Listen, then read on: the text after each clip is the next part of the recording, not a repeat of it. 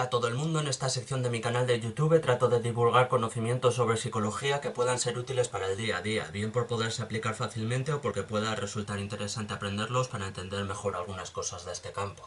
Procuraré en todo momento aclarar si hay consenso sobre lo que estoy diciendo o solo cierta parte de profesionales opina así o es una opinión mía personal para que la información sea lo más objetiva posible.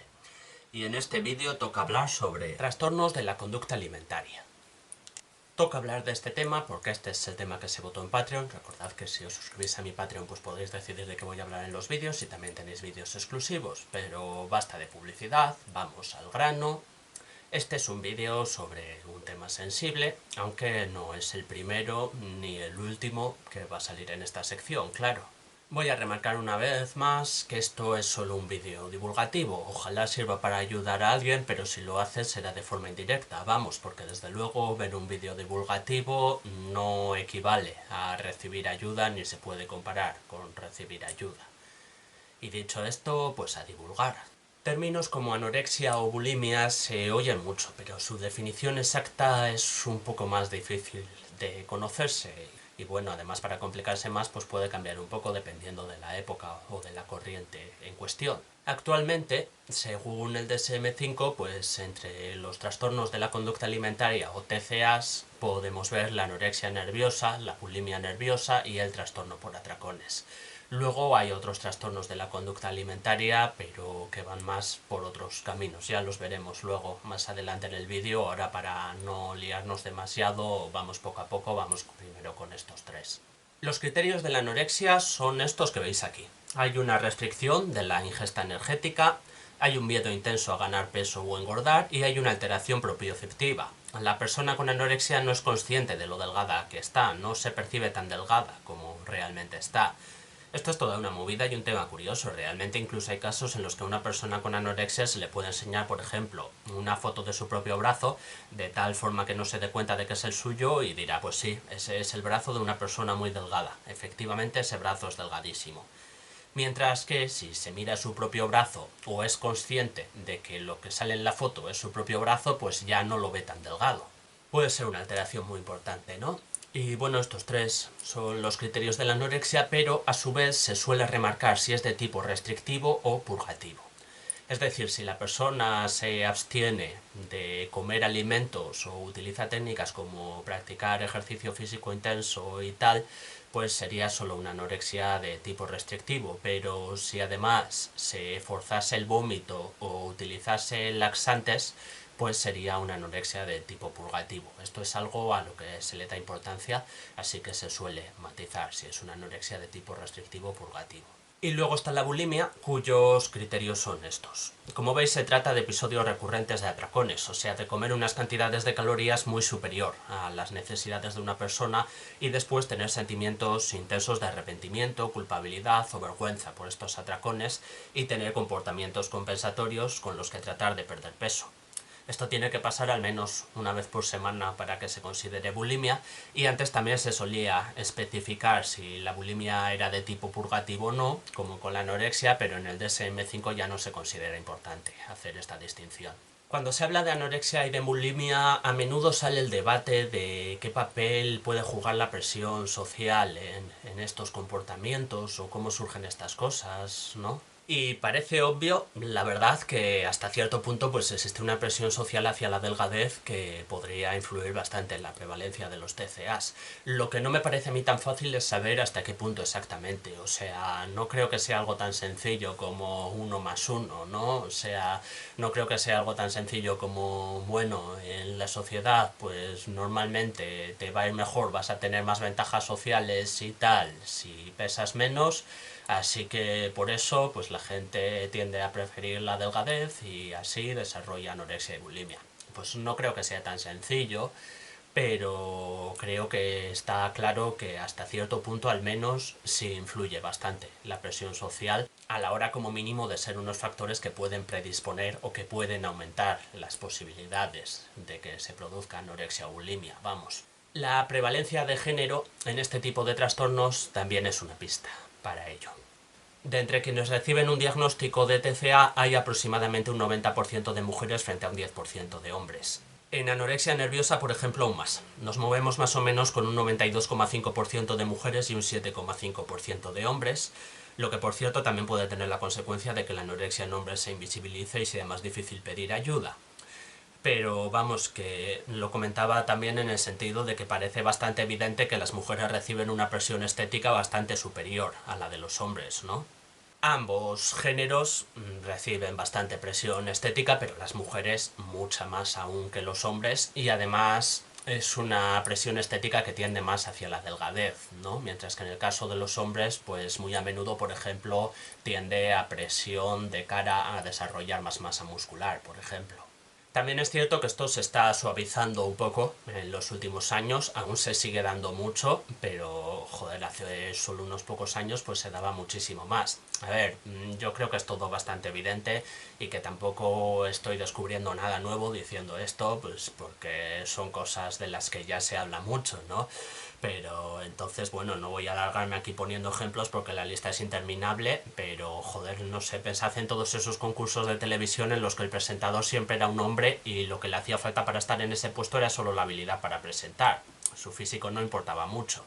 Pero esos concursos también tenían siempre azafatas o ayudantes que eran mujeres y lo que era necesario para estar en ese puesto era tener un cuerpo delgado y que encajase en lo que la mayor parte de la sociedad consideraba que era un cuerpo atractivo, vamos.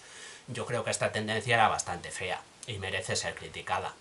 Con esto no descubro nada porque hoy en día la mayor parte del mundo lo encuentra criticable. Y de hecho, por haber, hasta hay gente que no solo considera criticable el enorme desbalance que había, sino que solo el hecho de que haya una mujer con un cuerpo normativo y poca ropa para su gusto en cualquier producto audiovisual ya le parece moralmente incorrecto. Lo que a mí también me parece un poco excesivo y tampoco creo que sea buena idea. Pero bueno, ¿dónde trazamos la línea de lo que merece ser criticado de lo que no? También es todo un debate que no creo que corresponda a este vídeo, así que volvamos un poco al grano. Pasando un poco a los síntomas, pues evidentemente aquí se mezclan estos temas de la conducta que sirven como criterios diagnósticos con las consecuencias que puede tener no tener una ingesta adecuada, especialmente si esa persona aún no ha completado su crecimiento, claro, entonces es todavía más peligroso. Pérdida de masa muscular, pérdida de densidad ósea, presión arterial baja, con sus correspondientes mareos, desmayos, fatiga, cabello y piel más frágiles. La fragilidad del cabello puede dar lugar a alopecia incluso. Las uñas también se rompen con más facilidad, estreñimiento, hipotermia. Puede aparecer vello en lugares en los que antes no había. No está muy claro cómo pasa esto, pero parece un mecanismo de la piel para compensar la ausencia de grasa. La menstruación podría interrumpirse. De hecho, en el DSM-4 era uno de los criterios para el diagnóstico de anorexia nerviosa que la menstruación se hubiera interrumpido por falta de alimentos, si la persona diagnosticada en cuestión era capaz de menstruar, claro. Y bueno, todo esto sin tener en cuenta a su vez las consecuencias físicas de forzarse el vómito. Algunos apuntes sobre el vómito. Al vomitar no solo se pierde la comida ingerida, también se pierden sales. Por eso vomitar puede debilitar bastante la salud, llevando incluso también en algunos casos a desarrollar ataques epilépticos o problemas cardíacos.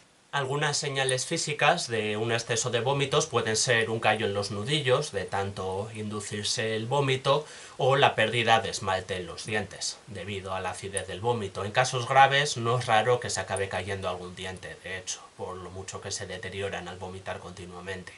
El vómito puede llegar a empezar siendo inducido y luego ser automático en algunos casos, cosillas de los aprendizajes, ¿no? Al final nuestro cerebro tiene esas cosas y a veces aprende que después de un atracón ya toca vomitar y se acaba produciendo el vómito de manera automática sin necesidad de forzarlo. Pasemos ahora al trastorno por atracones, que consiste en episodios recurrentes de consumir grandes cantidades de alimentos. Suele existir sensación de falta de control, pero al contrario que en la bulimia no es característico el sentimiento de culpabilidad ni las conductas compensatorias. Se puede usar por aquí el término hiperfagia, que vendría a significar un aumento excesivo de la sensación de apetito y de la ingestión de alimentos sin razón aparente. Y bueno, como imaginaréis, el trastorno por atracones a menudo lleva a la obesidad. Obvio, ¿no? Si estamos hablando de ingerir muchos más alimentos de los que el cuerpo necesita, pero luego no hay esa necesidad de compensarlo con ejercicio físico intenso o con conductas purgativas, pues lo normal es ir ganando peso. En este vídeo tampoco hace falta extenderse sobre la obesidad ni tengo los conocimientos necesarios para hacerlo, que eso ya corresponde a otras ramas de la medicina.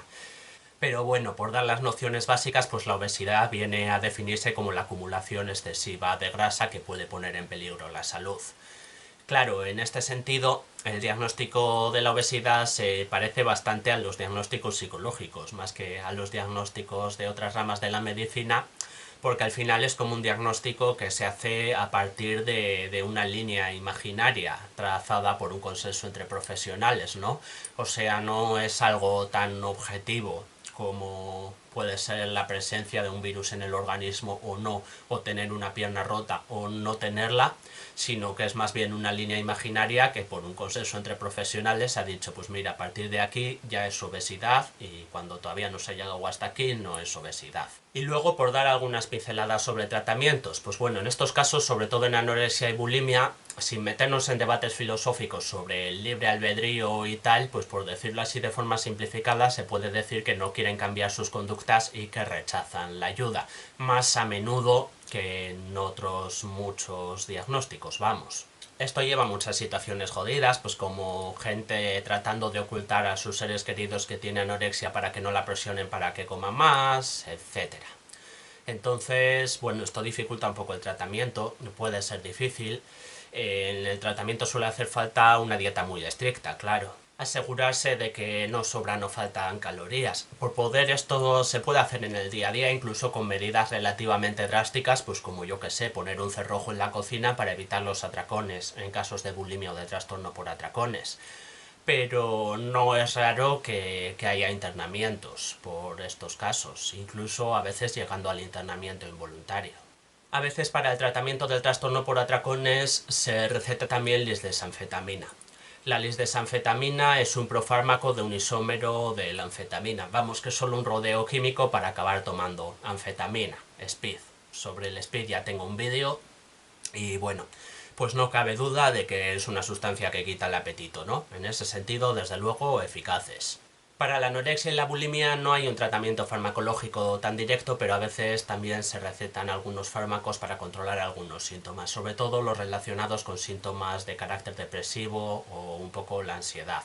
Vamos, se recetan antidepresivos, sobre todo en esos casos.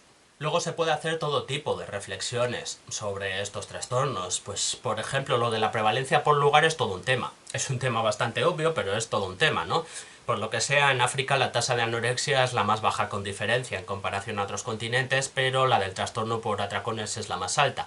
Se ve que es un continente en el que de media las mujeres jóvenes no están muy preocupadas por intentar pesar menos de lo que pesan, pero sí es más frecuente preocuparse por comer lo máximo posible. Y bueno, es que todo lo que se puede debatir luego. Yo, por ejemplo, tengo unas cuantas dudas éticas en algunos aspectos y realmente no sé muy bien qué opinar. Yo creo que hoy en día la mayor parte del mundo está de acuerdo pues en cerrar webs o borrar cuentas de redes sociales que promuevan la anorexia o la bulimia, por ejemplo. Me refiero a cuentas de este tipo, pues lo que hace unos años se usaban algunas palabras claves como Ana y Mía para buscar esto en internet, ¿no? Ahora pues ya esas palabras claves las conoce todo el mundo, así que ya no es nada sutil y no sirven como tapadera. Pero bueno, que sigue habiendo cuentas o sigue habiendo rincones de internet en los que se dan pautas que pueden promover la anorexia y la bulimia. De tipo, pues si quieres dejar de comer y no quieres que tus padres lo sepan, pues diles que vas a comer en tu habitación, luego esconde la comida en un trapo, luego tírala, tal, pues ese tipo de cosas. Pues joder, yo creo que es algo evidentemente perjudicial, ¿no? Pero aún así no sé hasta qué punto estoy a favor de la censura. No sé, para mí la libertad de expresión es un tema bastante importante y sería importante preservarla lo máximo posible. Pero es verdad que este tipo de cuentas y este tipo de consejos pues pueden causar un daño que podría ser evitado. Luego también está el tema de que generalmente quien lleva estas cuentas pues será una persona que también tiene anorexia nerviosa o bulimia, muy probablemente, ¿no? Entonces no me gusta mucho la idea de atacarla y censurarla por ello. Pues no sé, a mí me parece todo un debate y yo no tengo tan claro cuál es mi postura aquí. No sé exactamente dónde está el límite en ese aspecto. Y lo del internamiento involuntario, pues yo tampoco lo veo tan claro, ¿eh? Porque eso de cerrar a una persona en un sitio en contra de su voluntad, pues me parece algo inherentemente malo. Pero claro, es verdad que en algunos casos básicamente podría servirle la vida y podría ser que en un futuro la persona lo agradezca. Entonces, en ese caso, pues supongo que estaría bien, ¿no?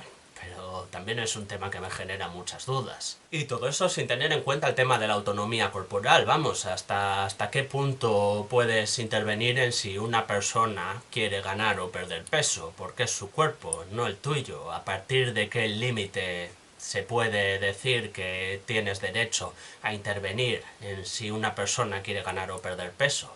Yo son dudas éticas que no sé muy bien exactamente en qué punto posicionarme y no sé muy bien cómo resolverlas. Y no quiero irme por las ramas, pero me parecía interesante ponerlas sobre la mesa y me parecía interesante comentar que yo tengo dudas al respecto. Me parecía más interesante eso que venir aquí como si yo fuera el Papa y decir, mira, toda persona que pese por debajo de X kilos habría que internarla en un hospital aunque no quiera por su propio bien. Vale, y ahora sí, el tema del resto de TCAs.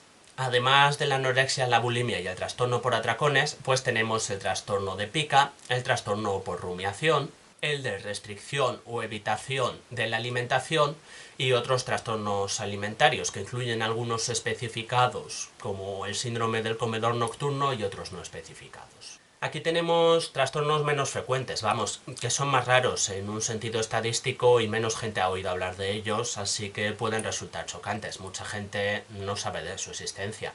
Por ejemplo, el trastorno de pica consiste en la necesidad de comer cosas que no son alimentos. Obviamente el trastorno de pica no se puede diagnosticar a bebés, solo se puede diagnosticar a personas a partir de los 2 años, porque hasta los 2 años pues es una conducta totalmente normal de intentar comerse todo lo que uno pilla por delante, ¿no? Pero es porque todavía no se sabe lo que es un alimento y lo que no, vamos. Así que obviamente el trastorno de pica no se diagnostica a bebés, tampoco se diagnostica en casos culturales, pues por ejemplo hay culturas que como parte de sus ritos comen arcilla, comen barro, en esos casos tampoco se diagnostica pica. Tampoco a quien come cualquier cosa porque se está muriendo de hambre. Si hay un prisionero en un campo de concentración o hay una hambruna en un país y una persona come tierra porque está desesperada y necesita comer cualquier cosa, pues claro que tampoco es un trastorno de pica. Y si alguien intenta autolesionarse o suicidarse comiendo algo que no es comestible, pues tampoco es pica. Es una autolesión o un intento de suicidio. Otra cosa bastante lógica, dependiendo de qué cosa que no es un alimento escoja la persona en cuestión para comer, pues puede producirse problemas de salud grave por envenenamientos, por infecciones o por obstrucción o daño en los intestinos. Además existen palabras para las cosas más comunes que la gente come sin ser alimentos, vamos, o sea, quiero decir, a comer papel se le llama foliofagia, a comer flores lulodofagia, a comer piedras litofagia o geofagia y así sucesivamente. Algunos estudios apuntan a que la pica podría tener cierta relación con falta de nutrientes. Vamos, que no sería un tema puramente psicológico, sino que la falta de nutrientes, sobre todo hierro y zinc, podrían llevar a aumentar bastante las posibilidades de desarrollar un trastorno de pica. El trastorno de pica suele tratarse con técnicas conductuales o cognitivo-conductuales, pero siempre con un enfoque multidisciplinar. Vamos, lo normal es involucrar también a médicos digestivos y así me refiero. Y bueno, es que como acabamos de ver, pues un suplemento de zinc o de hierro igual podría ser la solución al problema y no una terapia. El trastorno por rumiación consiste en regurgitar la comida para volverla a ingerir. Esto es muy curioso porque normalmente si alguien intenta regurgitar a propósito lo más probable es que no lo consiga, ¿no? O sea, la regurgitación no es como el vómito. Se parece, pero se produce sin ningún esfuerzo. Vamos, la comida pasa del estómago hasta la boca y es expulsada sin ningún esfuerzo, al contrario que con el vómito. Es muy normal en bebés, por ejemplo. Los bebés sí regurgitan a menudo y de hecho es una parte normal de su desarrollo y a ellos no les supone ninguna molestia o daño. Vamos, la molestia solo es para los padres o para la persona que tenga que limpiarlo, pero para un bebé regurgitar no le produce el menor daño ni el menor inconveniente. Pero claro, cuando la gente se hace mayor, pues tiende a dejar de poder regurgitar, tiende a perder esa capacidad, vamos. En cambio, en el trastorno por rumiación sí se regurgita. También hay gente adulta que puede regurgitar. sin que cumpla los criterios del trastorno por rumiación, ¿eh? Pero vamos, que estadísticamente la mayor parte de la gente no puede hacerlo. Como seguramente os estáis imaginando, una consecuencia muy habitual de este trastorno es la vergüenza y el aislamiento social, porque la sociedad y sobre todo los restaurantes, ya no digamos los restaurantes, pues no suelen tener mucha paciencia ni ver con muy buenos ojos que alguien regurgite la comida y se la vuelva a comer, vamos. La terapia para el trastorno por rumiación suele ser conductual y a veces se enseñan técnicas de respiración diafragmática. Respirar con el diafragma cuando se siente el impulso de regurgitar puede ayudar a evitarlo. El trastorno por evitación o restricción de la ingesta de alimentos puede ser bastante difuso porque consiste en evitar ciertos alimentos y a todos hay alimentos que no nos gustan, ¿no? De hecho, en el tema de la alimentación es especialmente fácil desarrollar una aversión, o sea, pues por ejemplo, hay gente que le gusta el marisco, pero un día come marisco en mal estado, sufre una indigestión y ya no puede volver a comer el marisco. Solo con ese episodio de una vez que le ha pasado que le ha sentado mal, pues ya pilla una aversión hacia el marisco y no lo puede volver a comer, le da arcadas solo de pensarlo. A mí mismo me ha pasado con 2 frutas tropicales a la vez. Una vez vomité después de comer mango y papaya y ya no puedo comer ninguna de las dos, básicamente. Solo con tenerlas cerca se me quita el hambre, pero bueno. El caso es que los límites de este trastorno pues están un poco difusos, pero son una necesidad muy fuerte de evitar ciertos alimentos y una incapacidad muy fuerte para comer ciertos alimentos, a veces agrupándolos por un criterio que a priori no parece especialmente lógico, como por ejemplo evitar todos los alimentos de cierto color. Y a veces afecta a tantos alimentos que hay una carencia de nutrientes y pueden aparecer síntomas similares a los que aparecen con la anorexia, por ejemplo, pero vamos, que no es anorexia, no hay una alteración de la imagen propia ni hay una necesidad de no engordar, y algunos alimentos sí se comen con normalidad, pero otros no. Luego, como veis, tenemos alguna que otra cosilla. Pues el síndrome del comedor nocturno es también un poquito rollo atracones, pero sin llegar a cumplir los criterios del trastorno por atracones. Bueno, es que ni siquiera estamos hablando de comer cantidades grandes de comida. A veces es solo una cantidad normal de calorías para las necesidades energéticas de la persona, pero es que como estos episodios se dan por la noche, pues puede dar lugar a interrupciones considerables del sueño, con lo que ello conlleva. No suele ser un problema muy grave, a veces ni siquiera es un problema, pero bueno, sí hay casos en los que, por ejemplo, una persona puede llegar a despertarse 2 o 3 veces en mitad de la noche con la necesidad de picar algo, y claro, pues así es difícil descansar. Y bueno, luego el trastorno de la conducta alimentaria no especificada, como imaginaréis, pues es un cajón desastre donde los profesionales meten las cosas que les resultan preocupantes pero que no encajan en los criterios diagnósticos de ninguna de las anteriores. Por ejemplo, como hemos visto antes, en el caso de la bulimia, pues era necesario que una persona tuviese un episodio de atracones y de conductas compensatorias después, mínimo una vez a la semana durante 3 meses. Pues si una persona tuviese esta clase de comportamientos, estos atracones con conductas compensatorias después, pero 2 veces al mes en lugar de una vez a la semana, pues seguramente recibiría un diagnóstico de trastorno de la conducta alimentaria no especificado. Yo creo que esto es todo lo básico que hay que saber sobre el tema. A ver, hoy en día hay mucha información sobre este tipo de trastornos, sobre todo de anorexia y bulimia, más que de los demás, ¿no? Sobre anorexia y bulimia hay mucha información y también hay muchos recursos. O sea, si una persona necesitara, pues preguntándole al médico de cabecera, simplemente seguramente ya tendría acceso a una buena lista de recursos variados, aunque solo sea para ofrecer información y asesoramiento. Con esto se acaba el vídeo. Os recuerdo que ahí abajo hay una cajita de comentarios y seguro que de este tema pueden salir comentarios y perspectivas interesantes. Vamos, sobre todo con todas las dudas éticas y los debates a los que me he referido, pues seguro que pueden salir comentarios y experiencias muy valiosas, ¿no?